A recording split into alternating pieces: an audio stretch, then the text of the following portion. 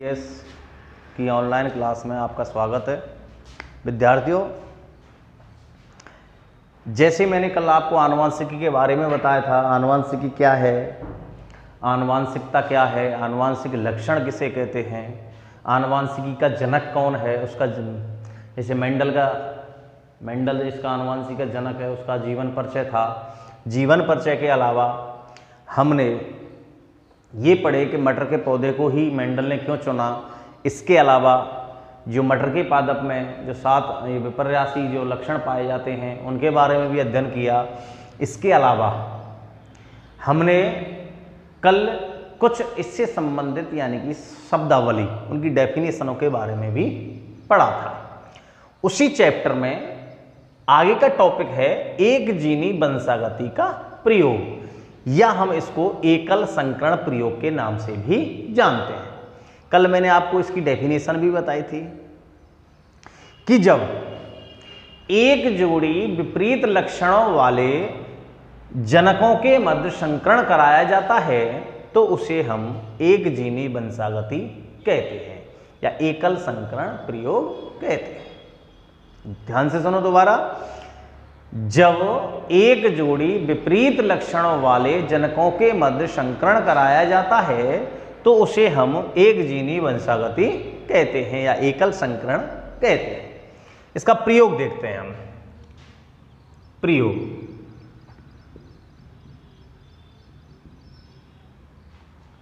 जब मेंडल ने एक जोड़ी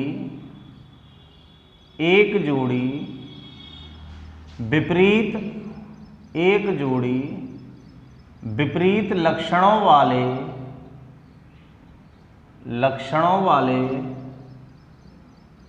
जनकों के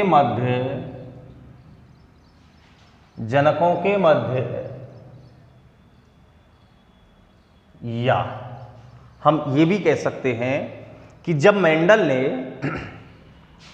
शुद्ध लंबे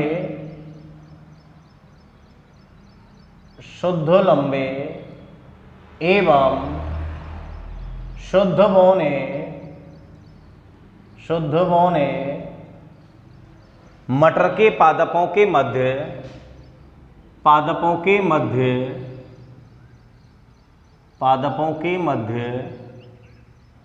संकरण करवाया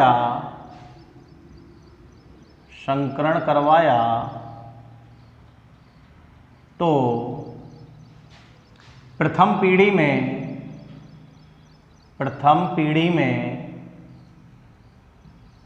या F1 पीढ़ी में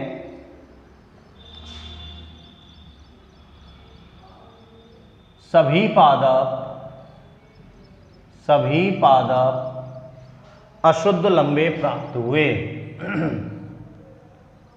अशुद्ध लंबे प्राप्त हुए। जब मेंडल ने एक जोड़ी विपरीत लक्षणों वाले जनकों के मध्य, अर्थात एक जोड़ी यानी कि शुद्ध लंबे और शुद्ध बौने, विपरीत हो गया, लंबापन और बौनापन एक दूसरे के विपरीत हो गए। शुद्ध लंबे एवं शुद्ध बौने पादपों के मध्य संकरण करवाया तो प्रथम पीढ़ी में सभी पादप अशुद्ध लंबे प्राप्त हुए। जैसे दो बेटा हमने दिया है शुद्ध लंबे और शुद्ध बौने। शुद्ध लंबे और शुद्ध बौने। शुद्ध बौने,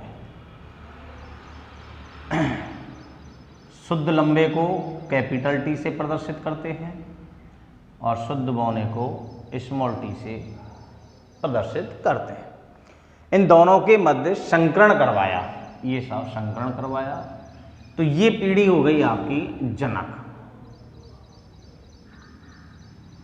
मैंने कल भी बताया था आपको कि जिन पादपों के मध्य या जिन जीवों के मध्य संकरण करवाया जाता है उसे जनक कहते हैं।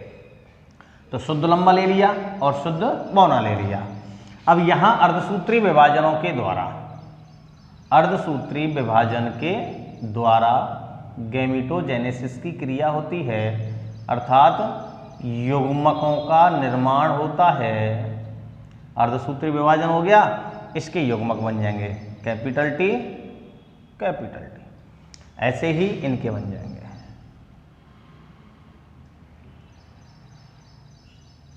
Small T small T. अब इनका आपस यहाँ इसका संकरण इसके साथ करवाया तो कैपिटल टी और स्मॉल टी, इसका इसके साथ कराया तो कैपिटल टी स्मॉल टी, इसका इसके साथ कराओ कैपिटल टी स्मॉल टी,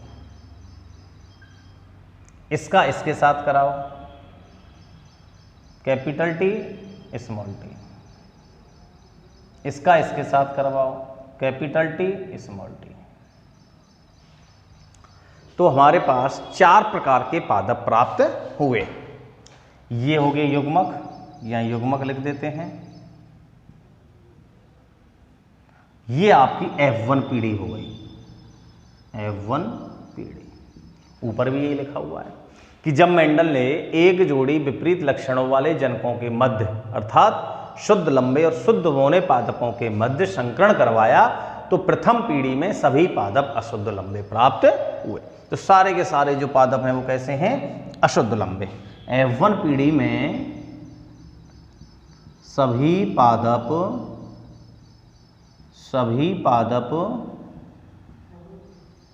अशुद्ध लंबे प्राप्त हुए। ये एक चीज ध्यान रखना लिखते समय कि जो कारक प्रभावी है उसको पहले लिखते हैं, अप्रभावी को बाद में लिखते हैं। अब ये जो है ये तो है प्रभावी है, ये लंबापन कल जो पढ़ा था हमने, ये है अप्रभावी। तो इसको पहले, जो प्रभावी है उसको पहले लिखेंगे और जो अप्रभावी है उसको बाद में लिखेंगे। तो ये F1 पीढ़ी कंप्लीट हो गई आपकी। इसके बाद F1 पीढ़ी में जितने भी पादप प्राप्त हुए हैं, कितने हुए? 4 हुए, जो भी कैसे हुए? अशुद्ध लंबे। अब F1 पीढ़ी से प्राप्त पादपों के मध्य अर्थात संकर पादपों में जब स्वयं परागण की क्रिया कराई जाती है तो F2 पीढ़ी में निम्न अनुपात में पादप प्राप्त होते हैं। यहां से यहां चलते हैं हम। F1 पीढ़ी में प्राप्त संकर पादपों में स्वयं परागण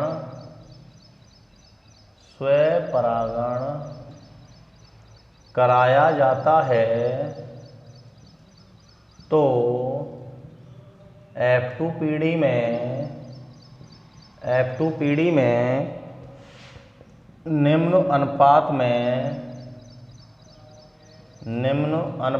में पादप प्राप्त हुए।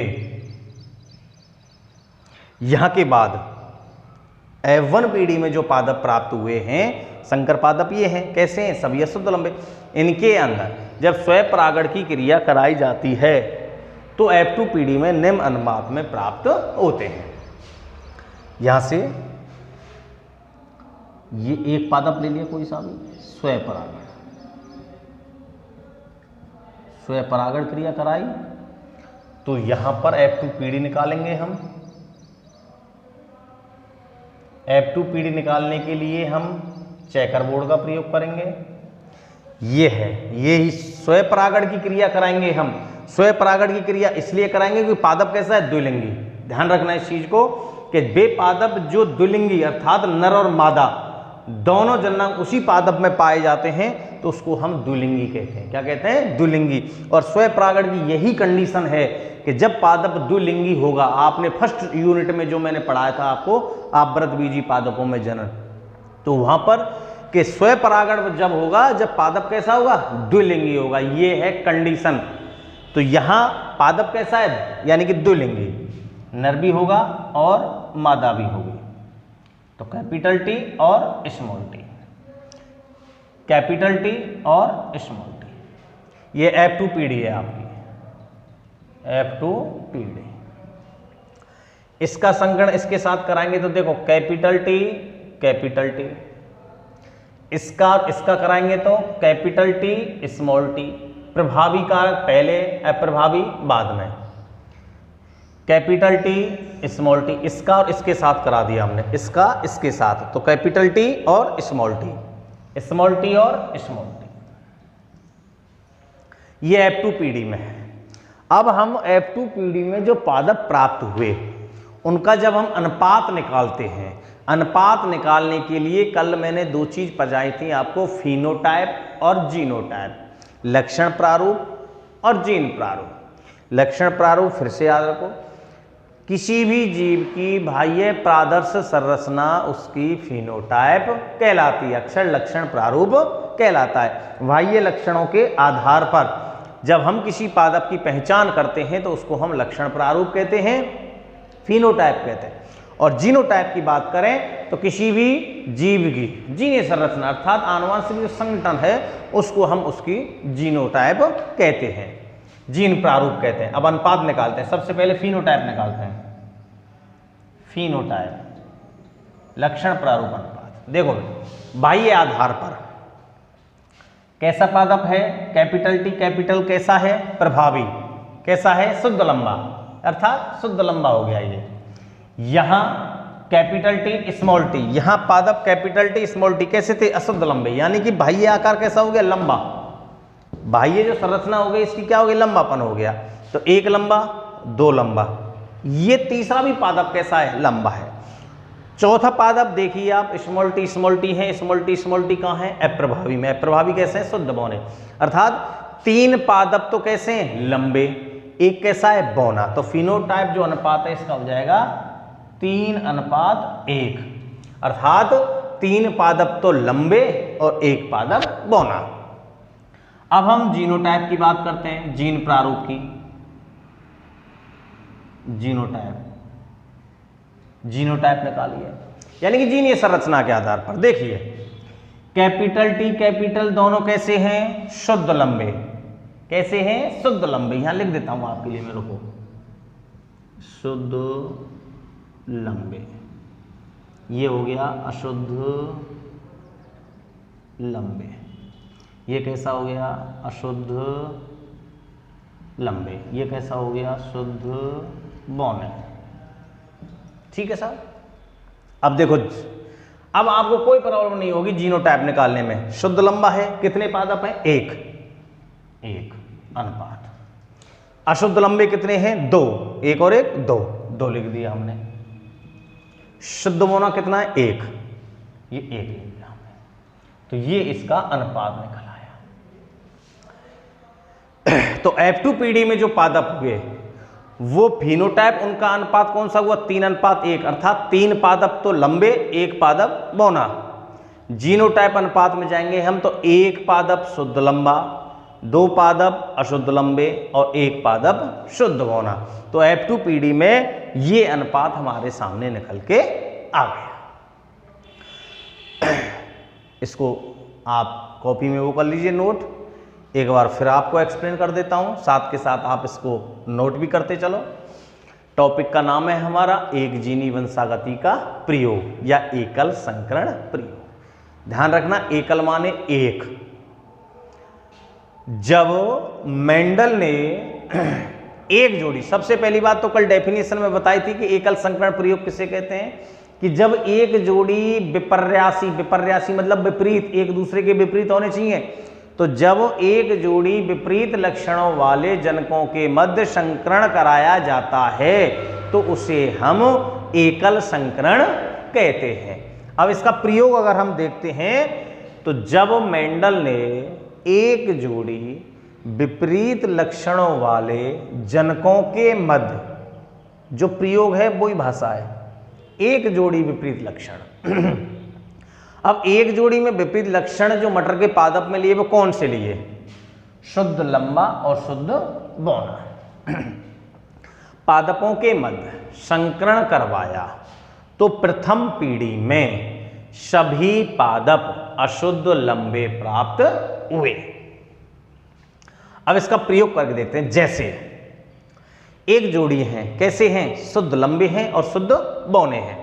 शुद्ध लंबा ले लिया हमने एक जनक, दूसरा हमने जनक ले लिया शुद्ध बौना।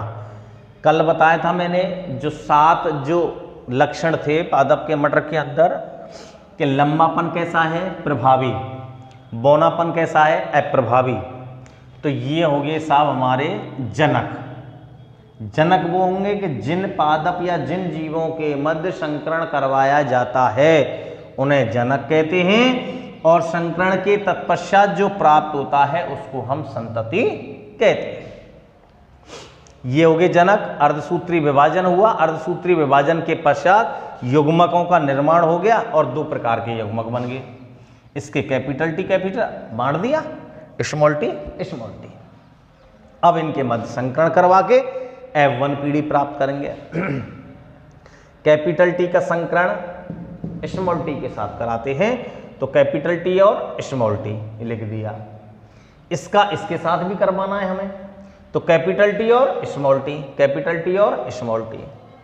फिर इस जो युग्मक दूसरा है capital T small T, capital T small T, capital T small T, capital small T. अर्थात F1 पीढ़ी में सभी पादप अशुद्ध लंबे प्राप्त हुए। अब F1 पीढ़ी से F2 पीढ़ी निकालेंगे। अब F1 पीढ़ी में जो संकर पादप प्राप्त हुए हमारे पास 1 2 3 4, कोई सा भी पादप लीजिए, वो सारे के सारे पादप कैसे हैं? द्विलिंगी। कैसे हैं? द्विलिंगी। और द्विलिंगी पादप के अंदर स्वपरागण की क्रिया होती है। तो जब इसमें स्वपरागण की क्रिया करवाई गई तो F2 पीढ़ी में निम्न अनुपात में पादप प्राप्त हुए। F2 पीढ़ी निकाल लीजिए, ये नर मादा हो गए साहब, कैपिटल टी इसमें, ये है संकर पादप। F1 पीढ़ी में ध्यान रखना, F1 पीढ़ी में क्या है? ये है F1 पीढ़ी में क्या है? Capital T small T. उठा लिया, सीधे युग्मक बना दिए, कैपिटल टी स्मॉल टी। इसके कितने युग्मक बनेंगे? 2। देख लीजिए आप बना के, कैपिटल टी स्मॉल टी 2 बन गए। ये हमने याद किया, कैपिटल टी स्मॉल टी, ऐसे ही उसमें होंगे कैपिटल टी स्मॉल टी। अब देखिए आप, इसका संकरण इसके साथ कराएंगे हम, कैपिटल टी कैपिटल टी, छोड़ दीजिए इसको। इसका संकरण इसके साथ करवाइए, कैपिटल टी स्मॉल टी। ये खत्म हो गया साहब। अब इसकी बात करते हैं, capital T small T, capital T small T, small T small T small T small T. कितना आराम, सिंपल बना दिया। अब हमें यहां लिखा हुआ है निम्न अनुपात में। अब अनुपात हमें निकालना है और अनुपात हमेशा फिनोटाइप और जीनोटाइप 2 तरह से निकलता है। फिनोटाइप की बात करते हैं तो कल मैंने डेफिनेशन बताई थी फिनोटाइप कि किसी भी जीव की बाह्य प्रादर्श संरचना उसका लक्षण प्रारूप कहलाता है। बाह्य लक्षणों के आधार पर जब हम किसी जीव की पहचान करते हैं, किसी पादप की पहचान करते हैं तो उसको हम फिनोटाइप या लक्षण प्रारूप कहते हैं। अब हमें इसकी जीनीय संरचना नहीं देखनी, केवल हमें इसका फिनोटाइप देखना है, लक्षण, बाह्य लक्षण। कैपिटल टी कैपिटल कैसा होता है? शुद्ध लंबा, देख लीजिए। कैपिटल टी स्मॉल टी कैसा होता है? अशुद्ध लंबा, लेकिन है कैसा? लंबा है। इसका गुण क्या है? लंबा। देख लीजिए, 1 लंबा, 2 लंबा, 3 लंबा, 3 हो गया साहब। एक कैसा है? बौना। तो फिनोटाइप अनुपात क्या आ गया इसका? 3:1। ऐसे ही जीनोटाइप की बात करें तो जीनोटाइप में क्या होगी? जीनीय संरचना, उसका आनुवंशिक संगठन क्या है? देखो बेटा, शुद्ध लंबा बिल्कुल प्योर 1, अशुद्ध लंबा, अशुद्ध लंबा कितने? 2 लिख दिए, शुद्ध बौना 1। तो ये आपका एकल संकरण प्रयोग हो गया। अब मेंडल ने इस एकल संकरण प्रयोग पर ही 2 नियम प्रतिपादित किए थे। कितने नियमों का प्रतिपादन किया था? 2 नियमों का। देखिए कौन कौन से नियम है।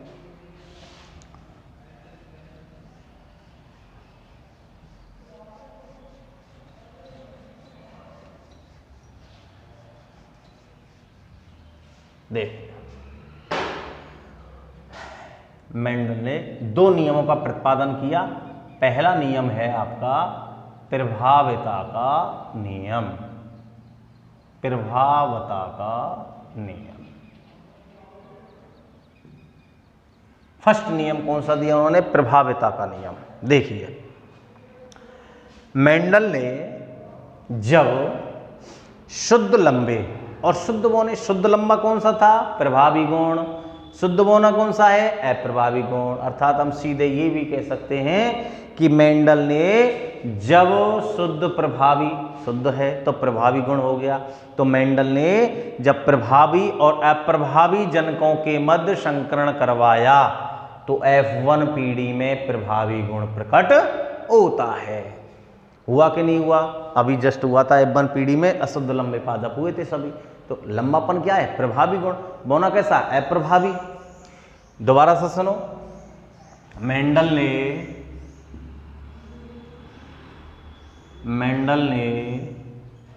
जब प्रभावी और अप्रभावी, मेंडल ने जब प्रभावी और अप्रभावी जनकों के मध्य संकरण करवाया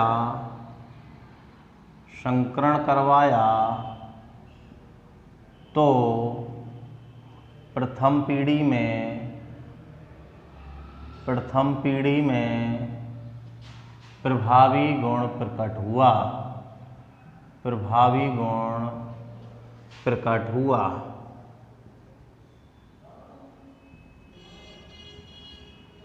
देखिए मेंडल ने जब प्रभावी और अप्रभावी जनकों के मध्य संकरण करवाया तो प्रथम पीढ़ी में प्रभावी गुण प्रकट हुआ।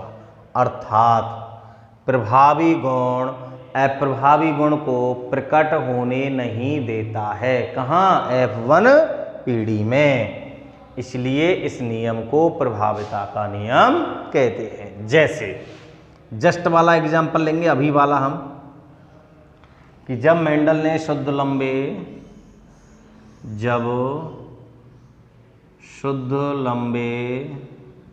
ये प्रभावी गुण हो गया, और शुद्ध बौने ये अप्रभावी गुण हो गया। मेंडल ने जब शुद्ध लंबे और शुद्ध बौने पादपों के मध्य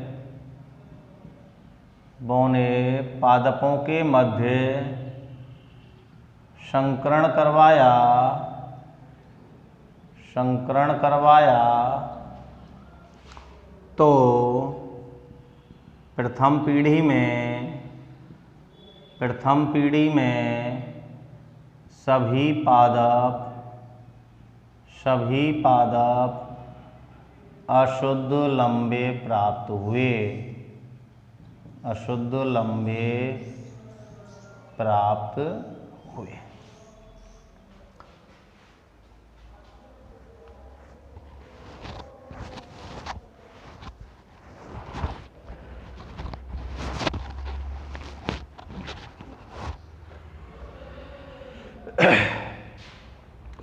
जब शुद्ध लंबे और शुद्ध बौने पादपों के मध्य संकरण करवाया तो F1 पीढ़ी में सभी पादप अशुद्ध लंबे प्राप्त हुए।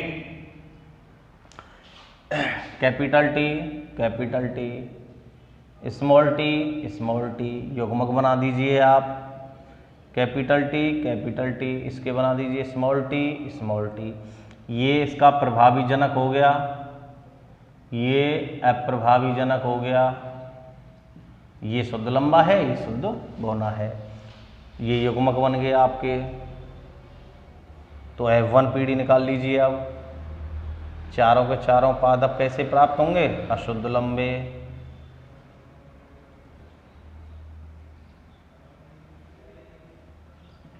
देख लीजिए आप, सभी पादप कैसे हुए? अशुद्ध लंबे। अर्थात मेंडल ने जब प्रभावी और अप्रभावी जनकों के मध्य संकरण करवाया, मेंडल ने जब प्रभावी और अप्रभावी जनकों के मध्य संकरण करवाया तो प्रथम पीढ़ी में प्रभावी गुण प्रकट हुआ। अर्थात प्रभावी गुण, ये प्रभावी गुण है, ये वाला प्रभावी गुण, ये अप्रभावी है, तो ये प्रभावी गुण इस अप्रभावी गुण को प्रकट होने नहीं देता है, इसलिए इसको प्रभाविता का नियम कहते हैं। नोट कर लीजिए।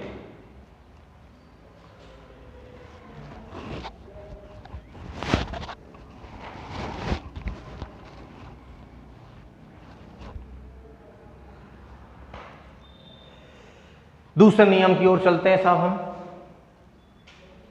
दूसरा नियम इन्होंने दिया पृथक्करण का नियम या विसंयोजन का नियम या युग्मकों की शुद्धता का नियम।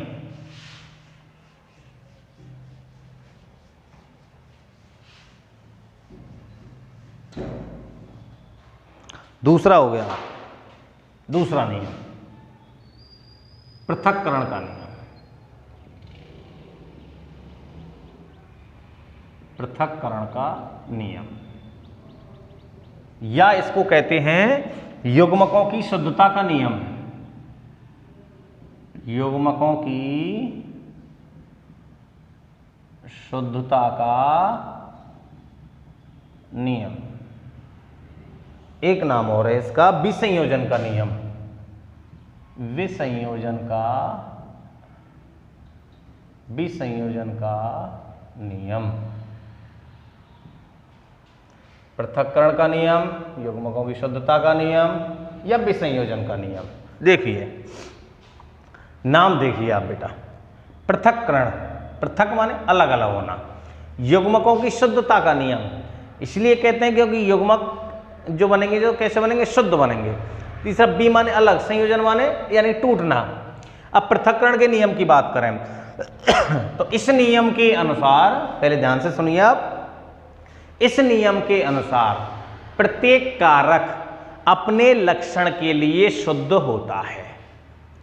पृथक्करण के नियम के अनुसार या युग्मकों की शुद्धता के नियम के अनुसार प्रत्येक जो कारक है, कारक किसे कहते हैं? लक्षणों का निर्धारण करने वाली इकाई कारक कहलाती है।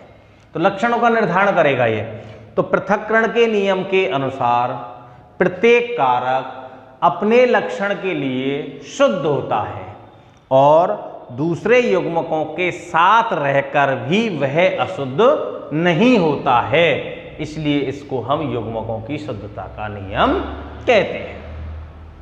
और युग्मक बनते समय स्वतंत्र रूप से अलग अलग हो जाते हैं, इसलिए हम इसको पृथक्करण का नियम कहते हैं। और F2 पीढ़ी में जो बौने हैं और जो लंबे हैं वो सही अनुपात में, समान अनुपात में अलग अलग हो जाते हैं, इसलिए इसको हम पृथक्करण का नियम कहते हैं। देखो इस नियम के अनुसार,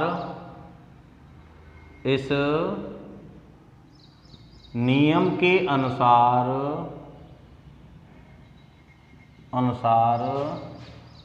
प्रत्येक कारक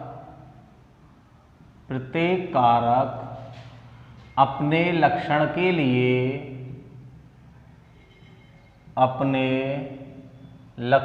लिए शुद्ध होता है,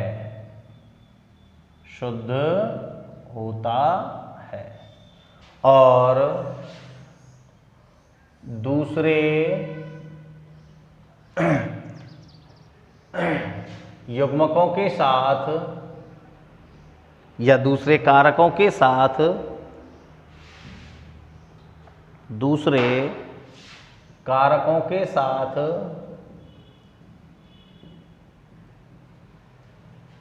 रहकर भी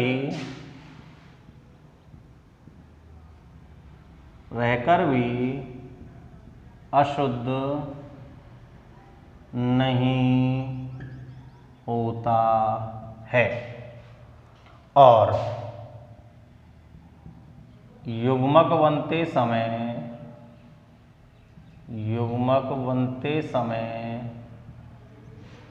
अलग अलग हो जाते हैं। अलग अलग हो जाते हैं तथा F2 पीढ़ी में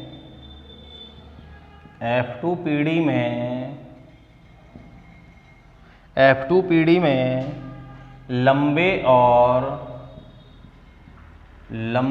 और बौने समान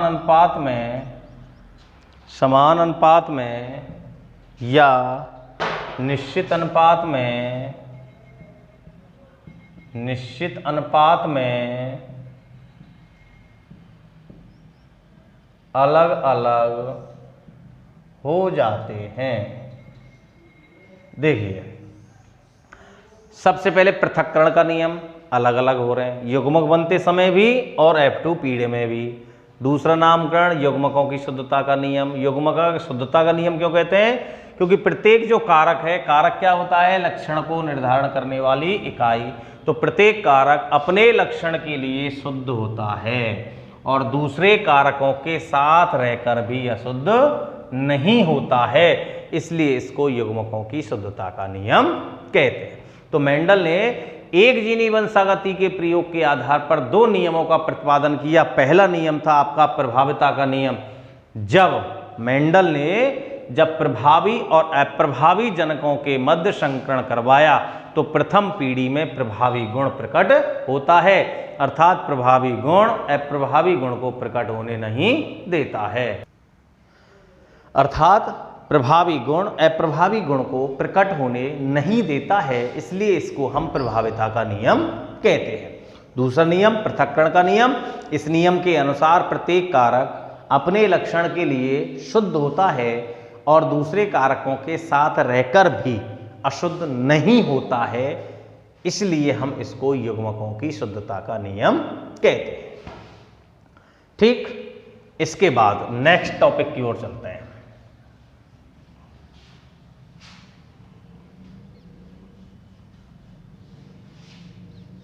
देखिए, दो परीक्षण हैं, इसी के आधार पर हैं। एक का नाम है टेस्ट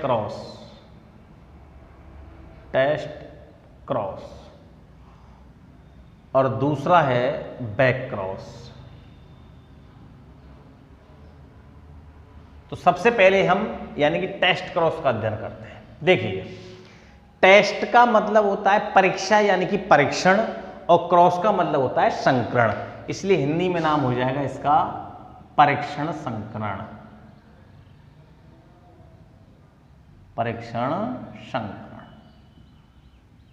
देखिए, अभी आपने मेंडल के दोनों नियम पढ़े और एक जीनी वंशागति का प्रयोग भी पढ़ा था। तो उसमें प्रथम पीढ़ी में जो पादप प्राप्त हुआ था वो कौन सा हुआ था? अशुद्ध लंबा यानी कि प्रभावी। देखो बेटा, कल एक चीज और पढ़ी थी, समयुग्मजी और विषम युग्मजी। सम माने समान, जब दोनों युग्मक समान हैं तो उसको समयुग्मजी कहेंगे और जब दोनों युग्मक भिन्न भिन्न हैं तो उसको विषम युग्मजी कहेंगे। तो F1 पीढ़ी में जो पादप प्राप्त हुआ था वो कैपिटल टी और स्मॉल टी प्राप्त हुआ था, ये वाला। अब ये बताइए मुझे, ये समयुग्मजी है या विषम युग्मजी? देखो बेटा, दोनों युग्मक कैसे हैं? अगर ये समान होते, कैपिटल टी कैपिटल होता, तो ये कैसा हो जाता? समयुग्मजी। और ये कैसा है? विषम युग्मजी। कैसा है? विषम युग्मजी। तो जब F1 पीढ़ी में प्राप्त संकर पादप कैसा था? विषम युग्मजी था। कैसा था? विषम युग्मजी। तो मेंडल ने जब F1 पीढ़ी से प्राप्त विषम युग्मजी पादप का, लेकिन पादप कैसा? संकर पादप है, पादप का संकरण अप्रभावी जनक के साथ कराया तो उसको हम परीक्षण संकरण कहते हैं। दोबारा से सुनो, जब F1 पीढ़ी से प्राप्त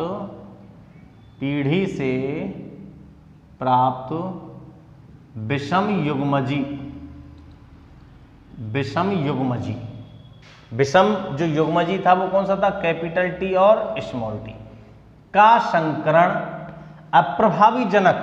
देखो ध्यान करिए, कैपिटल टी ये प्रभावी था, स्मॉल टी ये अप्रभावी था। कैसा था? अप्रभावी। तो जब F1 पीढ़ी से प्राप्त विषम युग्मजी संकर पादप का संकरण अप्रभावी जनक के साथ कराया जाता है तो उसको हम परीक्षण संकरण कहते हैं। ये जो परीक्षण क्यों किया जाता है कि ये परीक्षण पादप के शुद्ध लक्षणों, ये पादप के जो लक्षण हैं उन लक्षणों का पता लगाने के लिए इस परीक्षण को किया जाता है। यदि इस परीक्षण के दौरान अनुपात जो संकर पादप हैं उनका अनुपात 1:1 प्राप्त होता है तो किया गया जो परीक्षण है ये अशुद्ध लक्षणों वाले पादपों का है। और यदि सभी पादप समान प्राप्त होते हैं तो किया गया परीक्षण शुद्ध लक्षणों वाले पादपों का है। ठीक, समझ में आ गई? एक बार फिर सुनिए। जब F1 पीढ़ी से प्राप्त विषम युग्मजी पादप का संकरण अप्रभावी जनक, ये विषम युग्मजी हो गया साहब। विषम युग्मजी का मतलब है जब किसी कारक युग्म में दोनों कारक कैसे हैं? अलग अलग हैं। और ये कैसा है? अप्रभावी। अप्रभावी हो गया साहब। जब विषम युग्मजी पादप का संकरण अप्रभावी जनक के साथ कराया जाता है, अभी करा लीजिए, बोयर सूत्री विभाजन होगा, कैपिटल टी स्मॉल टी युग्मक बन जाएंगे, इसका करेंगे हम स्मॉल टी। अब इसका संकरण कराइए आप, या हम इसको हम चेकर बोर्ड से भी समझा सकते हैं। इसका चेकर बोर्ड बना लीजिए।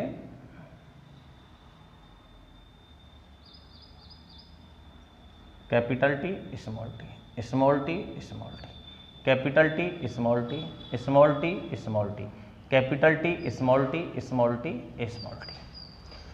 ये अशुद्ध लंबा हो गया, ये भी अशुद्ध लंबा हो गया, ये शुद्ध बौना हो गया, ये शुद्ध बौना हो गया। अनुपात निकालेंगे इसका तो देखो 2:2, 2:2 का मतलब होता है 1:1। तो इसका अनुपात क्या प्राप्त हुआ? 1:1।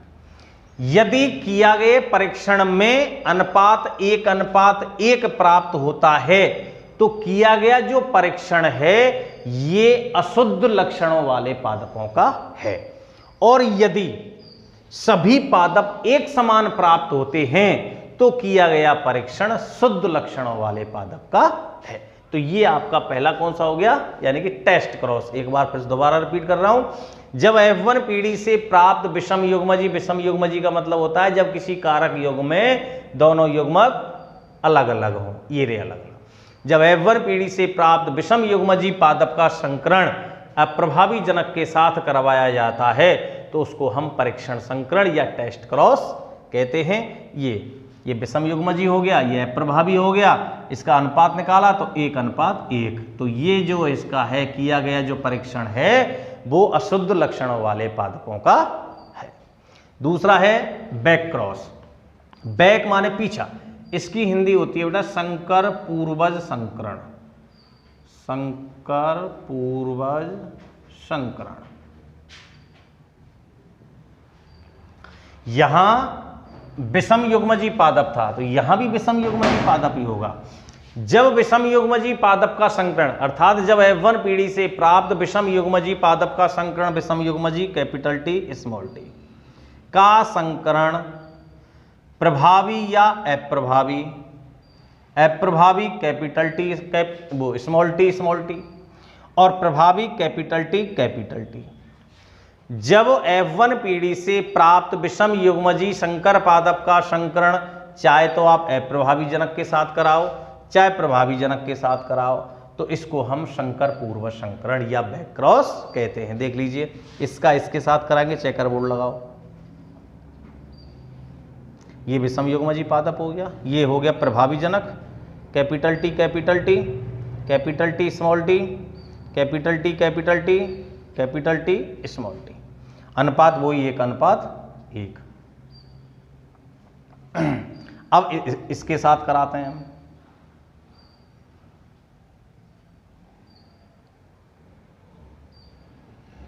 Capital T small T, capital T small T, small T small T, capital T small T small T small T, 1:1। T, इसको नोट कर लीजिए।